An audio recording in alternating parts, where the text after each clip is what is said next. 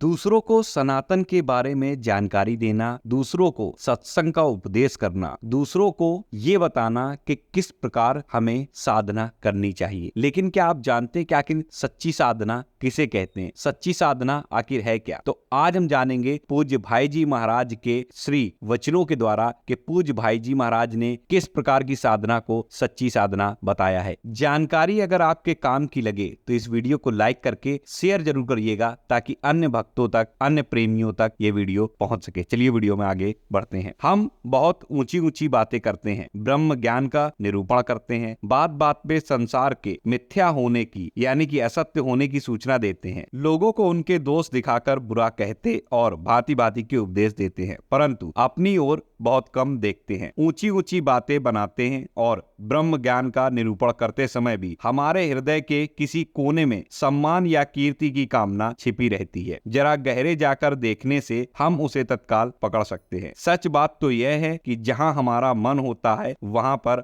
हम स्वयं होते हैं और यथार्थ स्थिति का अंदाजा भी उसी से लग जाता है। यदि हमारे मन में बार बार काम, क्रोध, लोभ की वृत्तियां जागृत होती हैं और ऊपर से हम सत्संग की बातें कर रहे हैं तो समझना चाहिए कि अभी तक हम असली सत्संगी नहीं बन सके हैं। असली सत्संगी तब होंगे जब हमारा हृदय सत रूप परमात्मा के स्वरूप से भर जाएगा। काम, क्रोध और लोभ की वृत्तियां कभी धर्म अनुकूल आवश्यक समझी जाकर जागने पर भी नहीं जगेंगी, यानी कि विषयों के भोग समीप रहने पर भी उन विषयों पर भोग दृष्टि से मन नहीं जाएगा। यानी कि अगर हम गृहस्थ में हैं और समस्त भोग की वस्तुएं हमारे पास है, फिर भी हम हमारे अंदर उसे भोगने की इच्छा ना हो। लेकिन खेद की बात तो यह है कि आजकल हम सभी गुरु और उपदेशक बनना चाहते हैं, श्रद्धालु शिष्य बनकर साधन में प्रवृत्त नहीं होना चाहते, अपने भीतर रहे हुए मल की कुछ भी परवाह न कर दूसरे का मल धोना चाहते, जिसका परिणाम यह होता है कि हृदय में मल और भी बढ़ जाता है, जिससे चित्त यानी कि दिमाग, बुद्धि अशांत होकर अनेक प्रकार के अन्य अन्य दोषों को भी जन्म दे देती है। अनेक प्रकार के अभिमान, राग, द्वेष, क्रोध, हिंसा